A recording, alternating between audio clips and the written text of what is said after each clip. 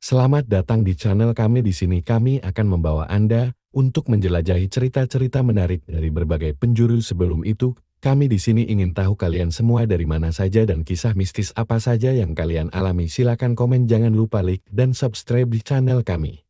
Di sebuah desa terpencil, hiduplah seorang wanita bernama Lestari dan suaminya, Darto.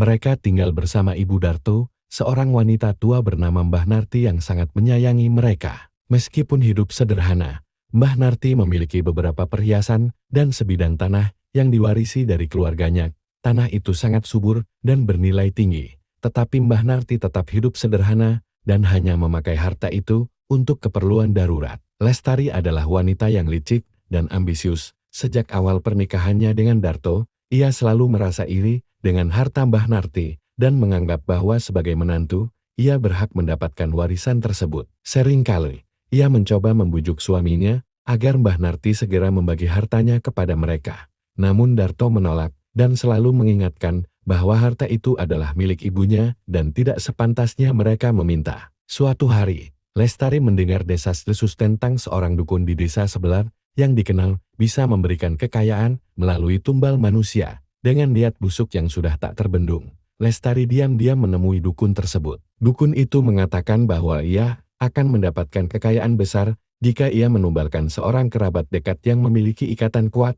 Lestari pun tahu bahwa Mbah Narti adalah orang yang cocok untuk tumbal tersebut. Tanpa sepengetahuan suaminya, Lestari mulai menjalankan rencana jahatnya. Suatu malam, saat Darto sedang bekerja di luar desa, Lestari dengan penuh kepalsuan menyuguhkan makanan kepada Mbah Narti yang telah dicampur dengan ramuan dukun. Tak lama setelah bersinggungan, Mbah Narti mulai merasakan sesak napas dan wajahnya pucat. Di detik-detik terakhir, ia berusaha meminta bantuan, namun Lestari hanya tersenyum dingin dan menyaksikan kedatangan Mbah Narti dengan puas. Setelah kematian Mbah Narti, Lestari berharap segera mendapatkan kekayaan seperti yang dijanjikan oleh dukun.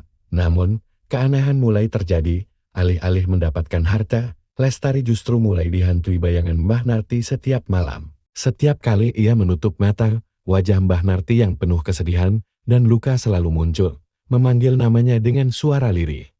Gangguan itu semakin parah, hingga akhirnya Lestari jatuh sakit dan terus meracau, mengakui semua perbuatannya di hadapan Darto. Darto, yang mendengar pengakuan itu, menghancurkan hatinya. Ia sangat mencintai ibunya dan tak pernah mengira bahwa istrinya yang selama ini ia percayai tega melakukan hal sekejam itu. Lestari akhirnya meninggal dalam keadaan yang mengenaskan. Konon arwahnya tidak pernah tenang dan terus terjebak di dunia.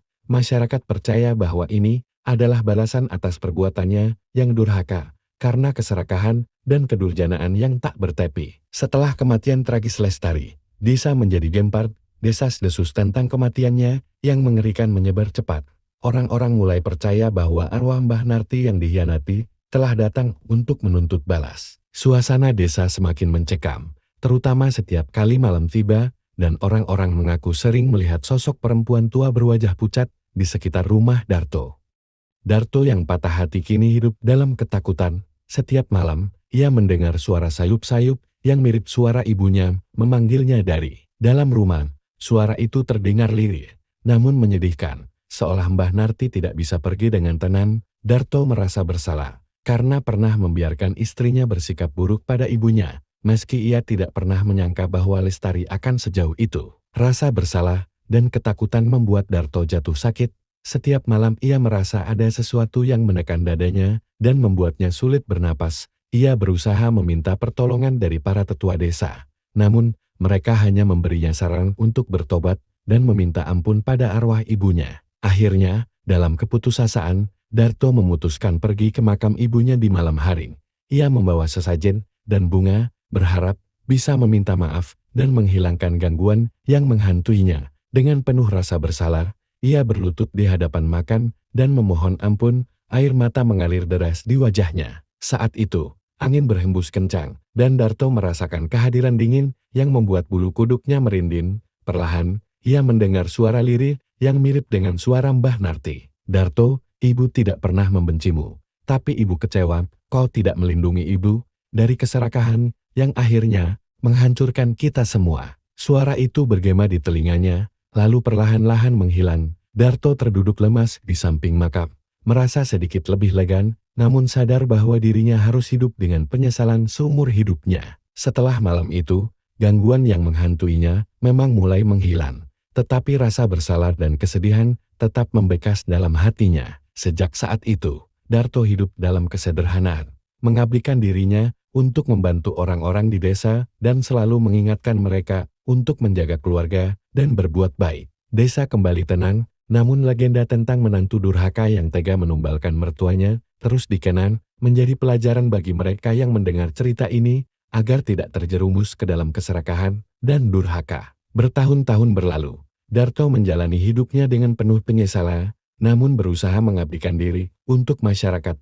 Ia dikenal sebagai sosok yang banyak membantu orang-orang desa, terutama para lansia yang hidup sebatang kara. Kehidupannya yang sederhana dan penuh penebusan membuat masyarakat menghormatinya, meski mereka tidak pernah melupakan cerita kelam tentang istrinya, Lestari. Namun, ada satu hal yang membuat Darto gelisah setiap malam. Setiap tanggal kematian ibunya, ia selalu bermimpi aneh. Dalam mimpi itu, ia berjalan di hutan yang gelap dan sunyi, dikelilingi bayangan-bayangan hitam. Di ujung hutan itu, ia selalu melihat bayangan samar Lestari, berdiri di dekat sungai dengan wajah pucat, dan memandangnya dengan penuh dendam.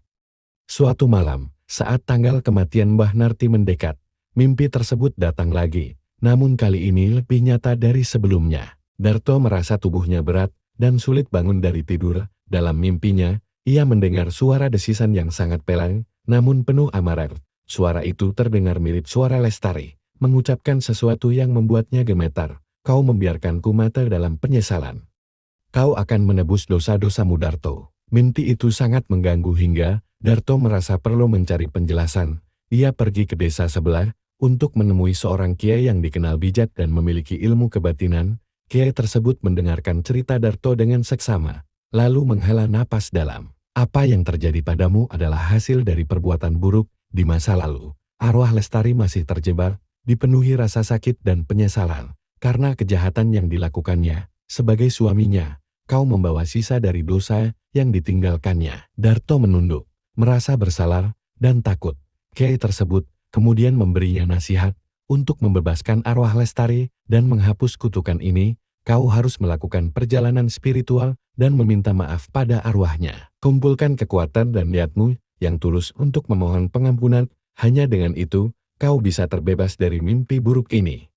Keesokan harinya, Darto melakukan apa yang disarankan kiai tersebut.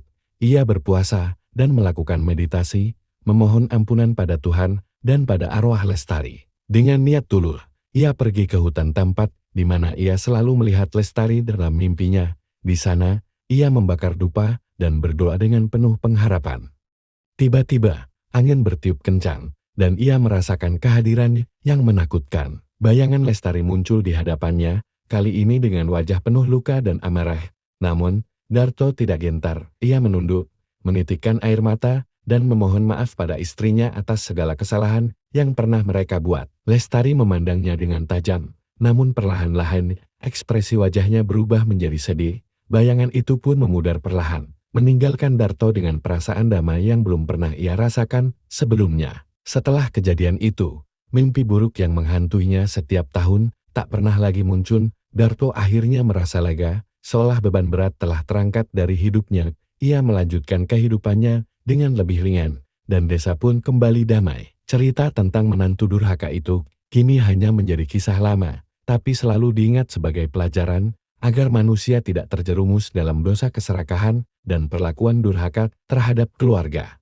Seiring waktu, Darto dikenal sebagai sosok bijaksana di desanya. Meski hidup dalam kesederhanaan, ia dihormati oleh banyak orang karena kebaikan dan dedikasinya membantu orang-orang yang membutuhkan. Desa itu pun perlahan-lahan melupakan masa lalunya yang kelam. Namun kisahnya tetap hidup sebagai pengingat bagi generasi muda untuk menghormati keluarga dan menjauhi keserakahan. Di usia senjanya, Darto sering merenung di bawah pohon besar di tepi desa, tempat yang dulu selalu dihindarinya karena rasa takut dan trauma. Kini, ia duduk di sana dengan hati yang tenang, memanjatkan doa-doa untuk almarhum ibunya dan istrinya. Di sisa hidupnya, Darto merasa damai, yakin bahwa ia telah menebus segala kesalahan yang pernah ada, meninggalkan warisan ketulusan dan pembelajaran bagi desa yang selalu ia cintai.